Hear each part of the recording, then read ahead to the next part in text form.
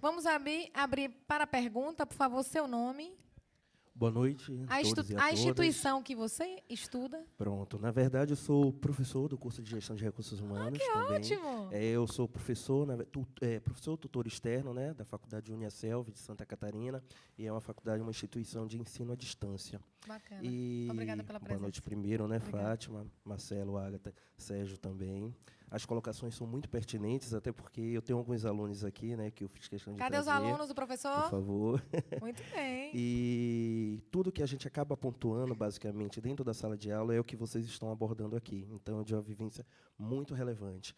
E minha questão, na verdade, é falar um pouco sobre cultura organizacional. Certo. A gente está abordando sobre cultura e a gente, ao mesmo tempo, fala de mudanças, certo? O que dentro da questão de Bahia, possivelmente, eu percebo que a mudança, como o Sérgio colocou, né, a nível da educação, a gente não está acompanhando seriamente a questão do processo de desenvolvimento aqui de Salvador, da Bahia em si, a questão da educação. Tá? Foi Marcelo, desculpa. E o que é que ocorre? A gente hoje tem várias tendências, a Agatha falou das novas formas, ferramentas, na verdade, de recrutamento e seleção, e meu questionamento é, os futuros profissionais, né, e os próprios futuros colaboradores dentro dessa organização, muitos eles não têm a condição de seguir. É algo que o mercado, na verdade, não está nem aí. Ele quer realmente um profissional preparado. Você tem que seguir essas tendências. E eu pergunto basicamente nisso. Quando o processo de recrutamento, na verdade, como o Marcelo estava falando, não ocorre, de fato, a responsabilidade recai para o gestor ou, de fato, mesmo para a organização num todo? Porque houve um investimento, não é verdade? Houve a contratação e, na verdade, o que a Agatha acabou falando, vendeu uma imagem que não se sustentou. E aí, de fato, quem é que fica com a culpa desse processo? É o próprio gestor ou a organização num todo? Quem responde essa pergunta? Se eu entendi. Obrigada pela pergunta, professor. Obrigado pela pergunta. Eu não sei se eu não entendi direito, você me corrige, mas eu acho que a gente não pode falar de culpa. Esse é um processo conjunto, é um aprendizado. Cultura organizacional pressupõe um trabalho em conjunto de modelagem, de entendimento do cenário interno e externo da organização. Então, são fatores que influenciam nesta modelagem e, consequentemente, na definição da cultura organizacional que você vai ter e no perfil do candidato que você quer buscar.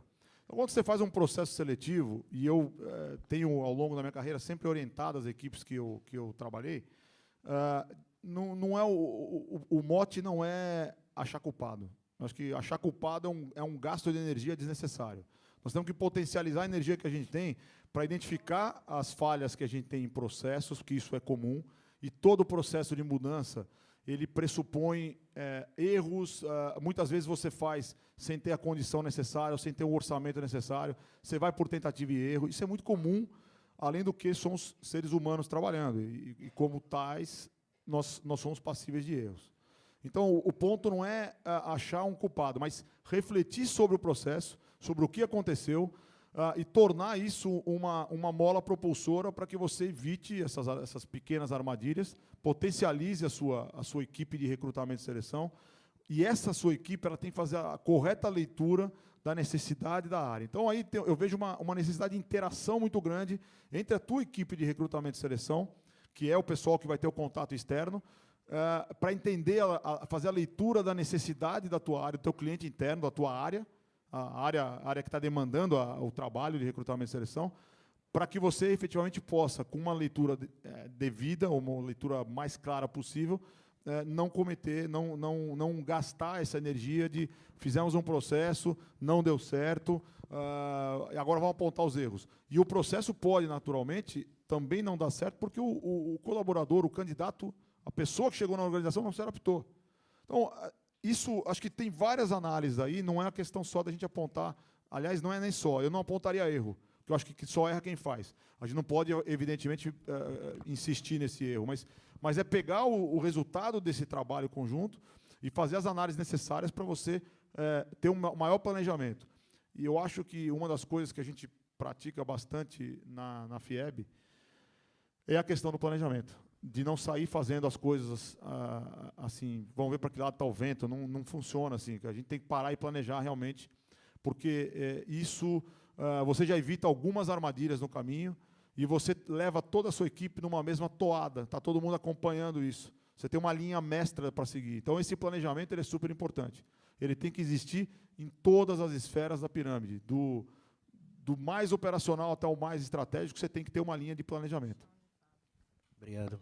Obrigada, querida. Tem mais perguntas, gente?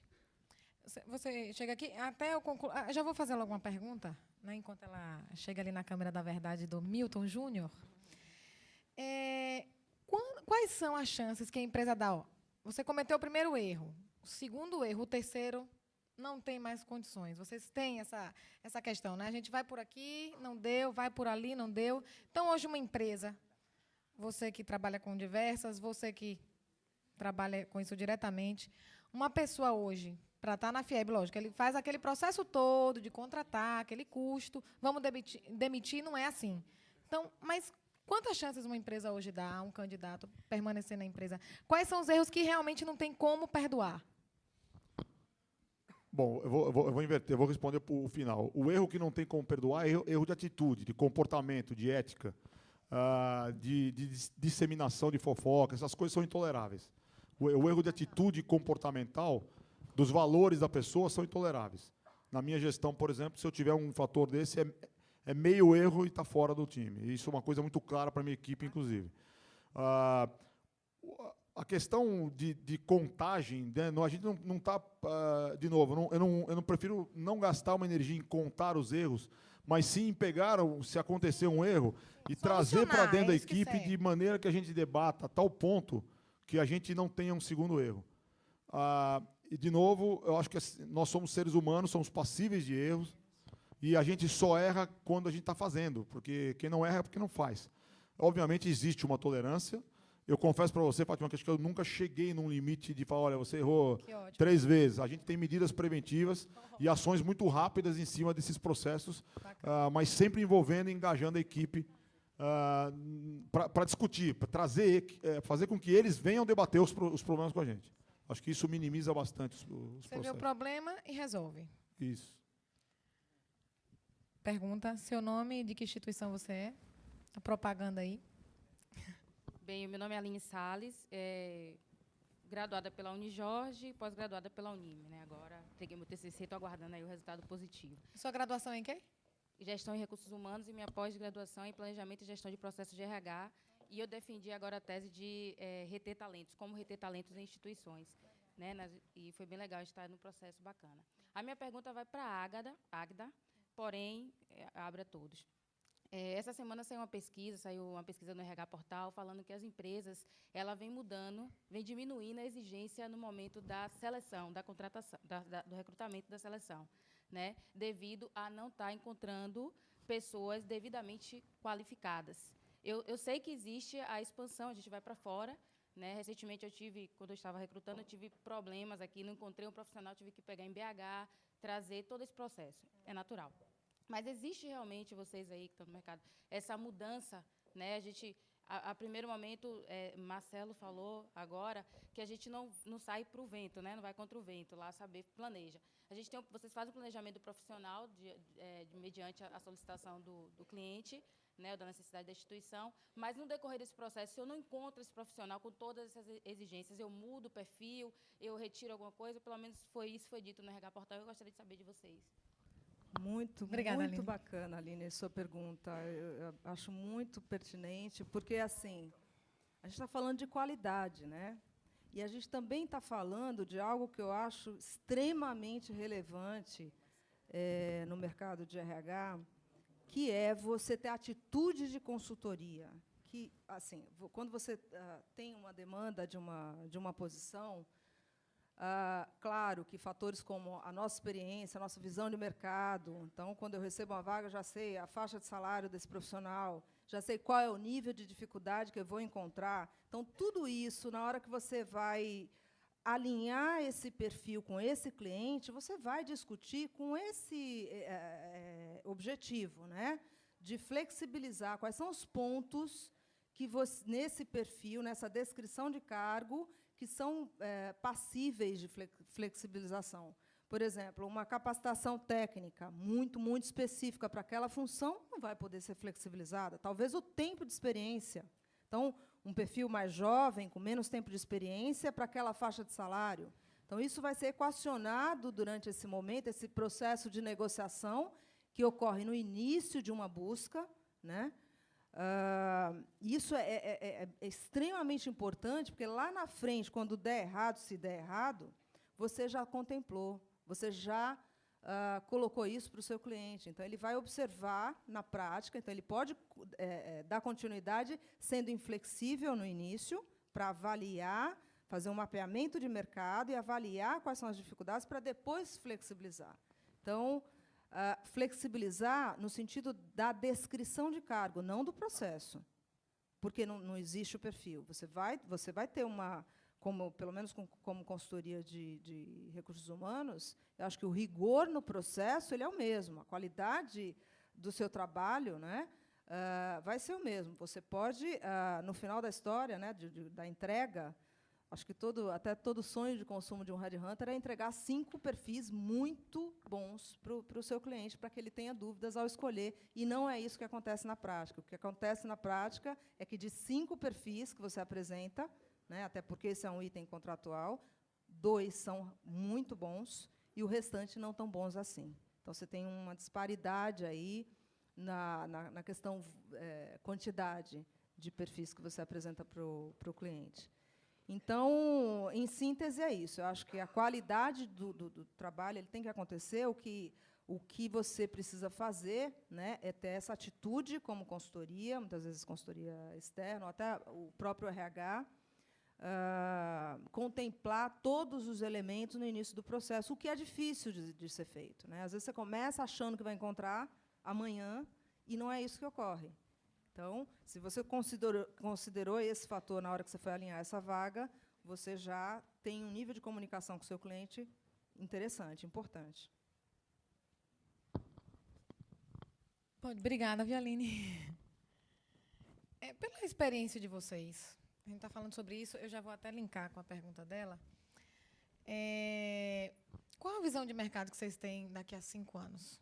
Vocês acham que vai ser melhor ou mais difícil, como a própria colega disse, que pela escassez da mão de obra, as pessoas realmente vão buscar? Não? Elas acham que está suficiente, já que o mercado não está tão exigente? O que é que vocês estão enxergando para o futuro? Próximo. Falar daqui a 5 anos é quase um milênio. Se a gente considerar que amanhã de manhã é longo prazo para a gente já. O mundo está girando tão rápido que qualquer coisa que acontece muda radicalmente a maneira como a gente pensa, processa, trabalha, vive, enfim. Então, eu acho que o mundo ele vai ficar mais evoluído, certamente.